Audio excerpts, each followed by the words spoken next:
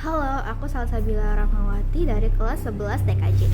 Di sini aku akan menjawab beberapa pertanyaan sebagai refleksi pembelajaran hari ini. Yang pertama, hal baru dan paling penting apa yang Anda pelajari tentang jaringan FTTH atau FTTX hari ini?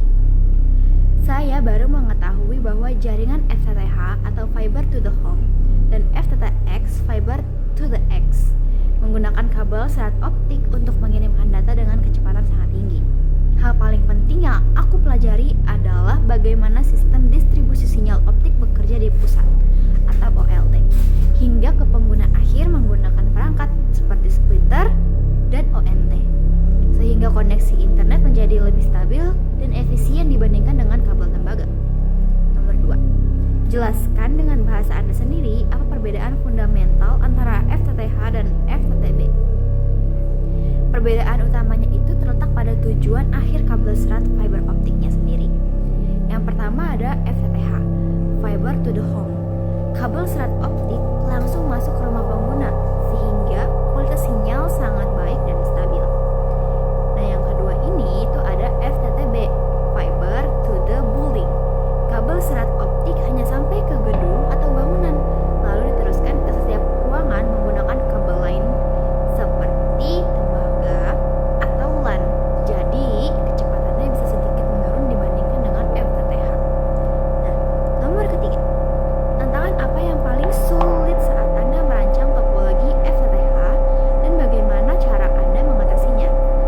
Tantangan tersulitnya itu adalah menentukan rute kabel dan posisi splitter agar efisien serta mudah perawatan. Nah, untuk mengatasinya misalnya aku tuh membuat topologi dengan perhitungan jarak dan jumlah pelanggan nih. Lalu aku menggunakan software simulasi untuk melihat efisiensi jarak sebelum instalasi sebenarnya dilakukan. Yang keempat, seberapa bermanfaatkah kolaborasi dengan kelompok Anda dalam memahami materi ini?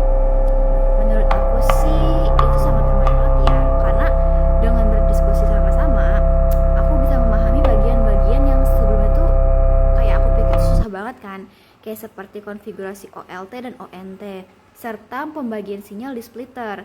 Jadi tiap anggota itu punya pemahaman yang berbeda kan, dan setiap digabungkan, hasil jadi lebih lengkap dan mudah banget dipahami. Yang kelima, terakhir, bagaimana Anda dapat menerapkan pengetahuan tentang FTTH atau FTTX ini dalam kehidupan nyata atau dunia kerja di masa depan, atau mengaitkan dengan citizenship dan karakter.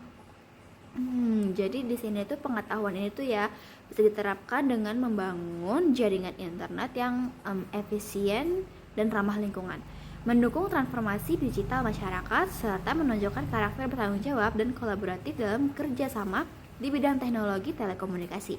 Sebagai warga digital, saya juga bisa berkontribusi dalam memperluas akses internet di daerah yang belum terjangkau, sehingga membantu pemerataan informasi dan pendidikan. Itu dia jawaban-jawaban dari pertanyaan-pertanyaan refleksi tentang materi FTTH dan FTTX hari ini. Terima kasih.